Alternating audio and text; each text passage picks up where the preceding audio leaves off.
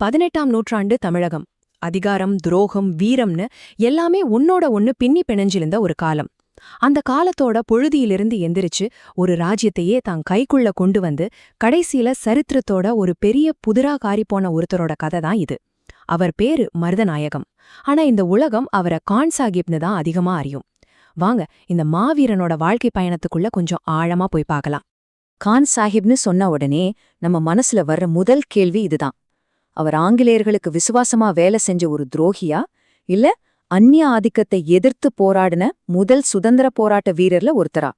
இந்த ஒரே ஒரு கேள்விதான் அவரோட முழு வாழ்க்கையையும், அது விட்டுட்டு போன சிக்கலான அடையாளத்தையும் இன்னைக்கும் விவாதிக்க வைக்குது. சரி, இவ்ளோ பெரிய ஒரு வீரனோட கதை அரியணையிலயோ அரண்மனையிலயோ ஆரம்பிக்கல. அதுக்கு பதிலா ஒரு சாதாரண கிராமத்துல வறுமையோட பிடியில தான் தொடங்குது. சும்மா கற்பனை பண்ணி பாருங்க. 1725ல